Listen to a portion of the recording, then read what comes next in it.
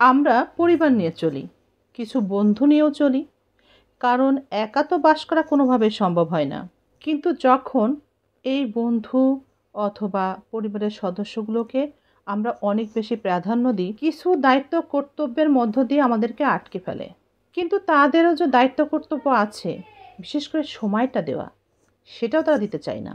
আপনার যখন প্রয়োজন পড়বে তখন আপনি তাদেরকে পাশে পাবেন না। এই মানুষগুলোই যাদেরকে প্রয়োজনে পাশে পাওয়া যায় না, যারা সময় দিতে চায় না, তুচ্ছ তাচ্ছিল্য অবহেলা করে, তারা কি আসলেও বন্ধু কিংবা আপনজন হতে পারে? এই পৃথিবীর প্রত্যেকটা মানুষের কাছে গুরুত্বপূর্ণ হচ্ছে সময়। নিজেদের মন ভালো রাখা, মনের কষ্ট দূর করা, আনন্দে থাকা, সব কিছুর জন্যেই কিন্তু একে অপরের সময়টা বিনিময় করতে হয়। তাই প্রত্যেকটা মানুষের কাছেই তার সময়টা সবথেকে বেশি গুরুত্বপূর্ণ।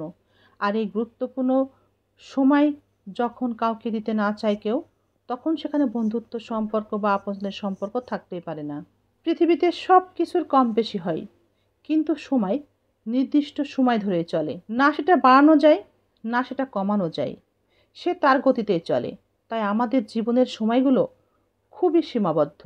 একবার চলে গেলে সেটা চলেই যায়, ফিরে আর পাওয়া যায় না। আপনার জীবনে যে মানুষটা সব থেকে বেশি গুরুত্বপূর্ণ, সে আপনাকে সময় দিবে, এটাই হচ্ছে স্বাভাবিক। কিন্তু যদি সে সময় না দেয়, আপনি তার কাছে সময় চাইলেও যদি সে বিরক্ত হয়, এই ব্যক্তি আপনাকে কখনোই ভালোবাসেনি, আর কখনো বাসবেও না। এই সম্পর্কের বিষয়টি এমন, মানুষটি আপনার কাছে গুরুত্বপূর্ণ, কিন্তু তার কাছে আপনি গুরুত্বপূর্ণ হয়ে উঠতেই পারেননি। তাই আপনাকে সময় দিতে তার এত অনীহা। তার কাছে আপনার কোনো গুরুত্ব নেই বিধায় সে আপনার খোঁজ খবর রাখে না, ফোন কল দেয় না, মেসেজ করেও আপনার খবর নেয় না। আপনার খবর নেওয়ার প্রয়োজন সে মনে করে না। মনে রাখা উচিত, যে মানুষটা আপনার ক্ষেত্রে অজুহাত দেখায়, ব্যস্ততা দেখায়, সে আপনার কেউ না, সে আপনার বন্ধুও না। আপনজন, কাছের বন্ধু, কাছের মানুষগুলো আপনার বিপদের দিন পাশে থাকবে। আনন্দ উপভোগে সে আপনাকে পাশে পেতে চাইবে, কিন্তু আপনার মন খারাপের দিনগুলোতে, কষ্টের দিনগুলোতে সে পাশে থাকবে না। সে ব্যস্ত, সে ভীষণ বিজি। এ আপনার না বন্ধু না আপনজন। বুদ্ধিমান তো সেই যে এই আপনজনের কাছ থেকে ব্যস্ততা শিখে নেয়, যে এই বন্ধুর কাছ থেকে ব্যস্ততা আর অজুহাত কিভাবে দেখাতে হয় সেটা শিখে নেয়। সাথে সাথে একা থাকতেও শিখে যায়। এই একা হয়ে যাওয়া ব্যক্তিটিকে আমরা অনেকে অহংকারী বলি।